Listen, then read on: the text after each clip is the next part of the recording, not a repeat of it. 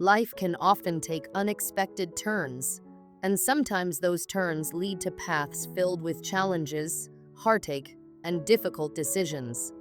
I find myself at a crossroads now, dealing with the aftermath of loss, family pressure, and a sense of betrayal that I never anticipated. At 25 years old, having recently lost my fiancée, Maria, to a tragic accident just 3 weeks after our engagement, I am confronted with a situation that feels like a cruel twist of fate. Maria was the love of my life, the person I envisioned building a future with. Losing her so abruptly has left an indescribable void in my heart. The days following her death were a blur of grief and disbelief. My mother, who I thought was being supportive during this time, turned out to have ulterior motives that I could never have imagined. She called me daily to check in, offering what I thought was genuine concern. Little did I know, she was preparing me for a request that would upend my already fragile world. My mother raised my sister and me alone after our father passed away when I was 14. The dynamics of our family were complex, with my mother clearly favoring my younger sister. While I don't resent my sister for this, it has created a long-standing tension in our family. My sister, now 22 and 6 months pregnant, has always been a little spoiled and entitled, and my mother's favoritism has only reinforced that behavior. When my mother approached me about my sister moving into my apartment, I was taken aback. She made it sound like it was a given that I would say yes, especially now that Maria was no longer there.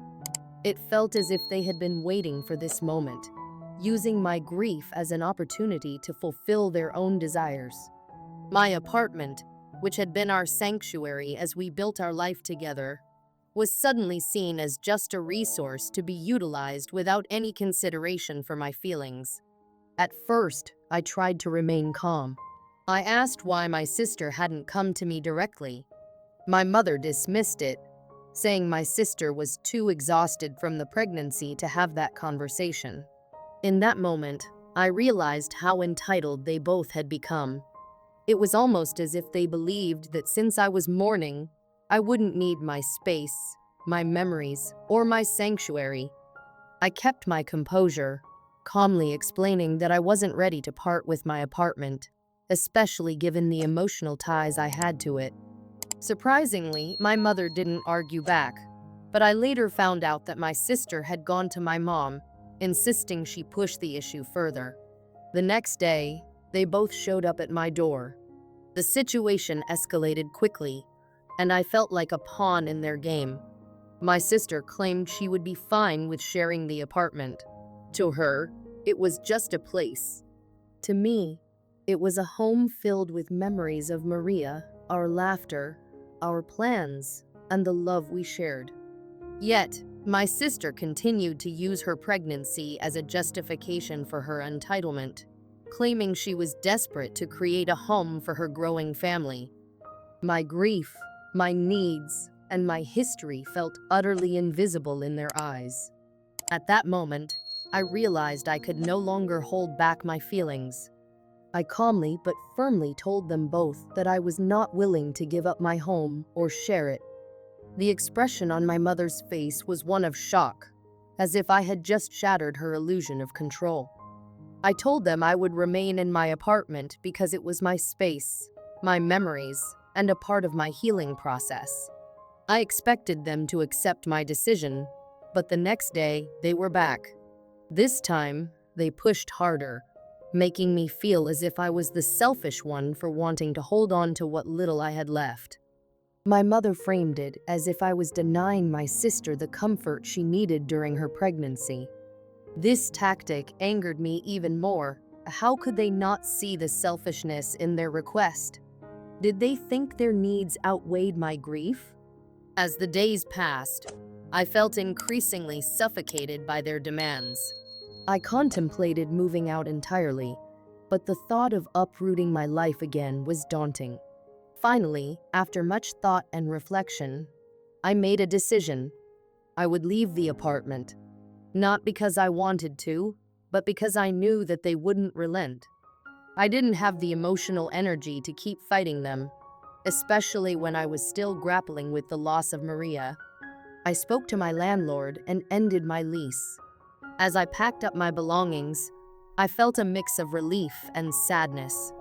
Relief, because I would no longer have to endure the pressure and guilt placed on me by my mother and sister. Sadness, because I was leaving behind a place filled with memories of Maria.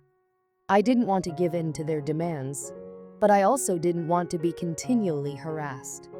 I felt cornered, and it seemed like the only way out was to concede. After moving out, I considered staying in a hotel temporarily, but the thought of dealing with all my stuff in such a cramped space was overwhelming. So, I moved in with a friend who lived a few towns over. Although I was grateful for the change of scenery, it didn't help erase the emotional turmoil I was feeling. I started to question my decisions and the reality of my situation. In the following weeks, I watched as my sister and mother began to settle into my old apartment.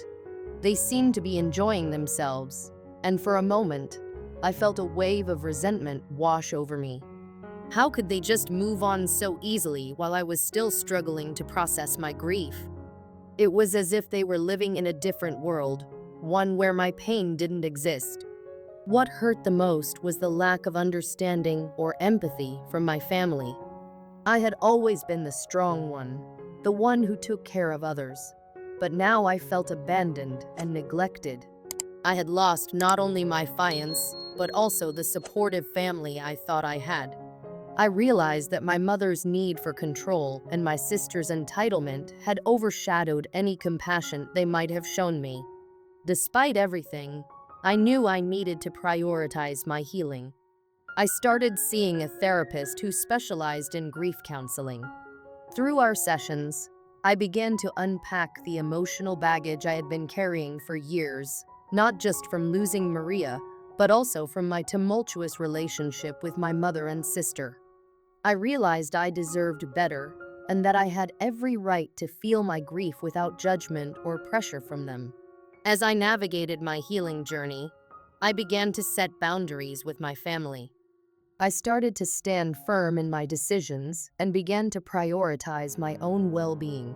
This didn't sit well with my mother, who expected me to continue being the accommodating son she had always relied on. But I had to remind myself that I could no longer be a martyr for their comfort. Eventually, I began to rebuild my life, slowly rediscovering my sense of self and purpose. I started looking for jobs outside the state, which I had always wanted to do, but felt obligated to stay close to my family. As I applied for positions, I found a sense of excitement creeping back into my life. It was a small but significant step toward reclaiming my independence. While the relationship with my mother and sister is still strained, I have learned to accept that I cannot change their behavior. What I can do is change how I respond to it. I no longer feel obligated to appease them, nor will I allow their entitlement to dictate my emotions. I remind myself that my feelings are valid, and my grief deserves space. In the end, it's essential to surround ourselves with people who understand our pain and support our healing. I've learned to cultivate relationships with friends who uplift me rather than bring me down. Through this process, I've realized that family is not just about blood, it's about those who genuinely care for your well-being. Life continues to throw challenges my way, but I'm learning to navigate them with strength and resilience. Grief is a journey, one that I am still walking, but now I walk it with purpose. I will carry the memory of Maria with me always, but I am also learning to open my heart to new possibilities and experiences. As I continue to heal, I hope that one day my family will come to understand the depth of my pain and the importance of mutual respect and compassion. Until then, I will keep moving forward, cherishing the love I had with Maria and finding strength in my own journey.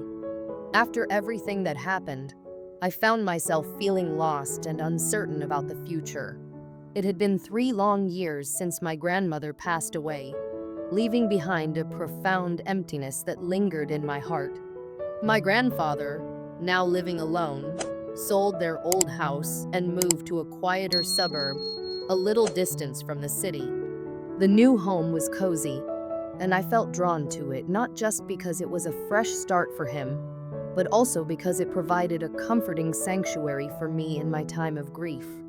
My grandfather was a constant in my life, always supportive and understanding. Unlike my mother, who seemed to have her own motives, my grandpa had genuinely checked on me after the loss of Maria. He saw my pain and wanted to be there for me without any strings attached. When I decided to visit him, it was not only to seek solace, but also to share what had been happening in my life. The day I arrived at his store, my heart was heavy, burdened by the weight of the decisions I had made. I was still trying to cope with Maria's passing, and now I had given up my apartment for my pregnant sister and her boyfriend. I had explained to my grandpa everything that had transpired. I didn't mean to stir up drama, I was merely sharing my life with him. I felt like it was important for him to know that my choice to move in with him was driven by the necessity of the moment and my need for support. But the moment I mentioned how my mother and sister had pushed me into giving up my apartment, I could see the disbelief in his eyes. It was clear that he couldn't comprehend how they could be so insensitive, especially after everything I had been through. I had told him about the hurtful comments they made about the apartment having more space now that Maria was gone.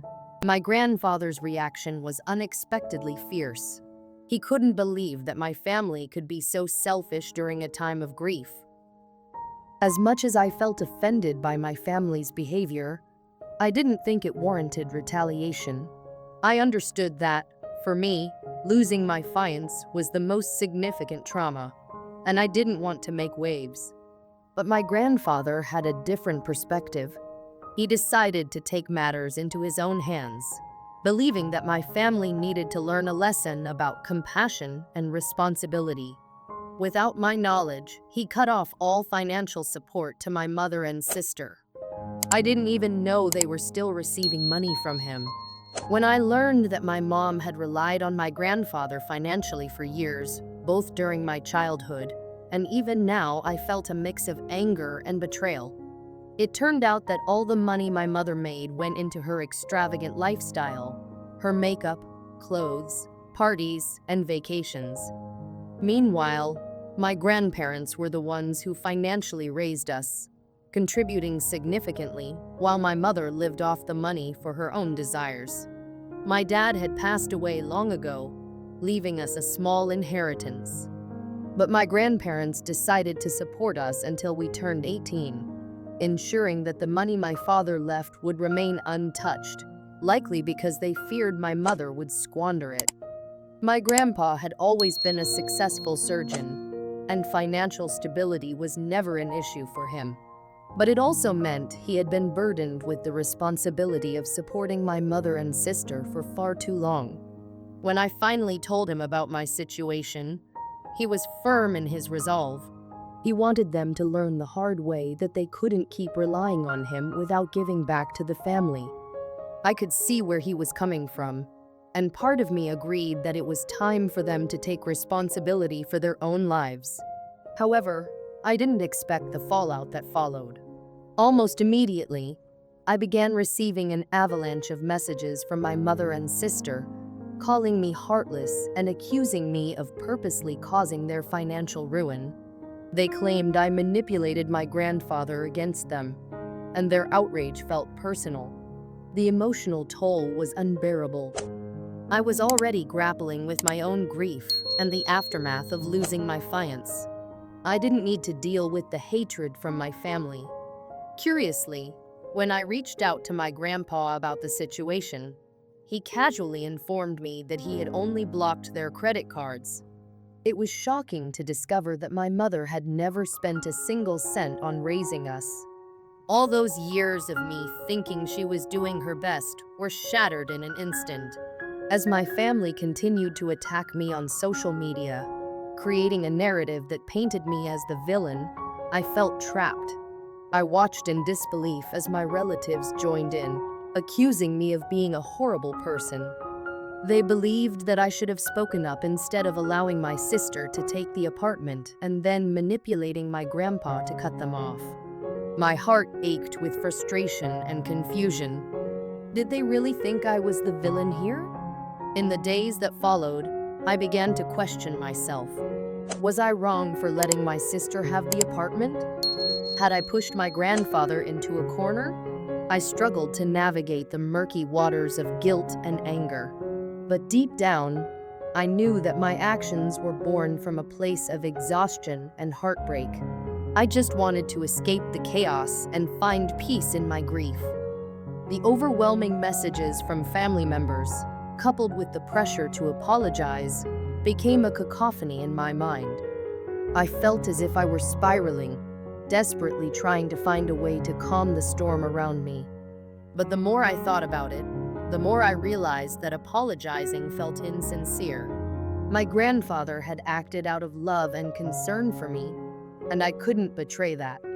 I reached out to a close friend, hoping for some clarity. "You're not responsible for their choices," she reminded me. "You didn't ask them to rely on your grandfather's support. They made those choices. Sometimes people need to hit rock bottom before they can change." Her words struck a chord, and for the first time, I felt a glimmer of empowerment. My family might be angry, but I wasn't the one who had been taking advantage of my grandfather's kindness for years.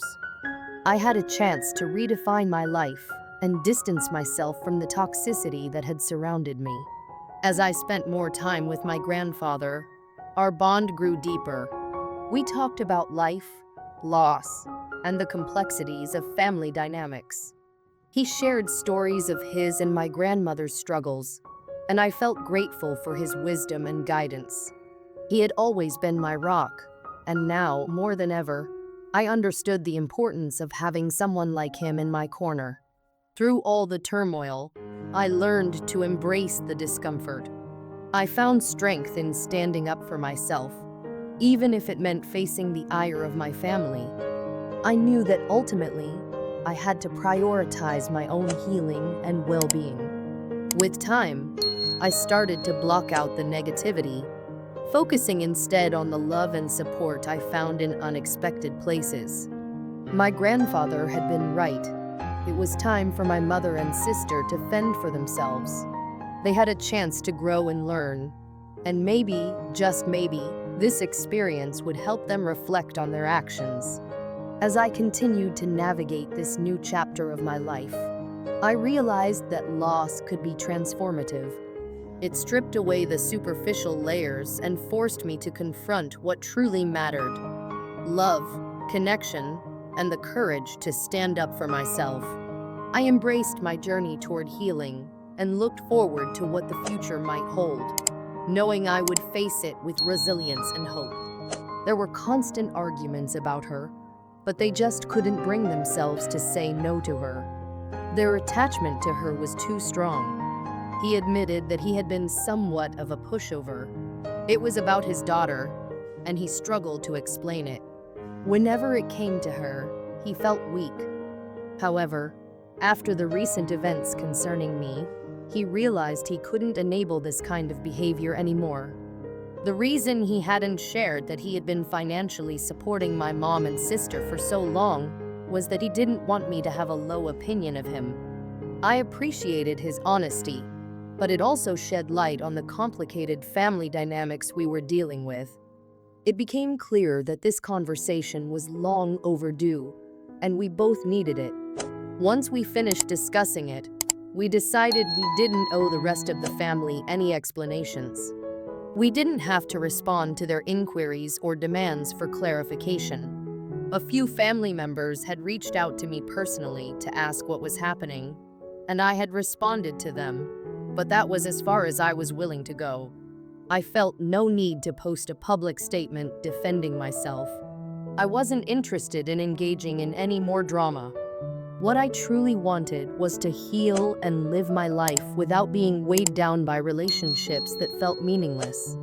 It was disheartening to realize that many people in the family didn't genuinely care about me, they just seemed eager to gossip and appear righteous. I had shared in a previous post that I wanted to move out of state and work in a new environment. I felt it was time for a fresh start, a chance to break free from the negativity that had surrounded me. Since then, I have been contacted by several companies, and I am currently in talks with them. I feel optimistic about what lies ahead. I plan on moving away soon, but I do intend to visit my grandpa, Maria's parents, and a few close friends from time to time. I cherish those relationships, and I want to maintain them. However, for the most part, I am ready to leave this place behind. Update. It's been 3 weeks since my last post, and I wanted to share some good news. I've been hired by one of the companies that reached out to me. In just a few weeks, I will be moving away. I've been staying with my grandpa during this time, and things have been going well. The drama surrounding the posts my mom and sister made has died down, and nobody from the family has contacted me recently. It seems the few people who knew the truth about the situation have shared it with others, leading to many apologies from those who had jumped to conclusions. However, some people still haven't reached out, but honestly, it doesn't matter to me. In a few weeks, I'll be gone, and I can finally put this behind me.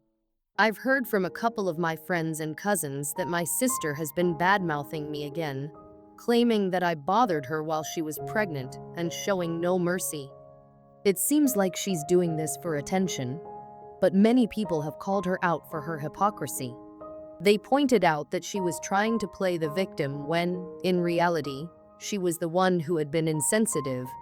She even approached me, asking me to give up my apartment, fully aware of the struggles I was facing after losing my fiance.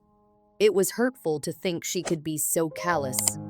Thankfully, many people have expressed their support for me and have stated they won't engage with my mom or sister anymore. I truly appreciate that there are still kind-hearted individuals who stand up for what's right, including my grandpa.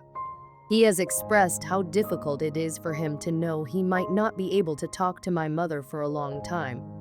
Despite this, he understands that it's necessary, and he's handling it with great bravery. His strength inspires me, and now it's my turn to be brave too. I need to make my mark in a new city and start fresh. I hope that Maria would be proud of me for how I'm dealing with all of this. I want to honor her memory and the dreams we had together by striving to create a better life for myself. Update 3. Hey, everyone. Almost 3 months have passed since I moved away and started working outside of my state. At first, it was really tough. I had a lot of second thoughts about my decision, and several times I just wanted to return home to the comfort of what I knew. The uncertainty was overwhelming, but I pushed through, reminding myself of the reasons I made this choice. The company that hired me offers good pay, and I knew it was a chance to keep myself busy, which would help me heal from everything that happened. I also kept in touch with my friends, my grandpa, and even Maria's parents. I still make it a point to visit them when I can, which brings me comfort. Initially, it was hard to come back to work after visiting them, but I always made my way back. I decided to fight through the challenges and not give up. And I'm proud to say that I didn't quit, I made it work. Now, I'm excited to share that I'm getting promoted to a higher position, and I couldn't be happier. Even though I still miss Maria every day, I find comfort in knowing she's with me in spirit. I believe she's looking after me, and I'm incredibly grateful for that. I know she would be proud of me today, seeing that I'm doing everything in my power to build a better life. I plan to live out the dreams we shared and ensure I live my life to the fullest since she never got that chance. I will do my best to make her proud. Thank you for checking in on me and for your continued support during this journey. It means the world to me.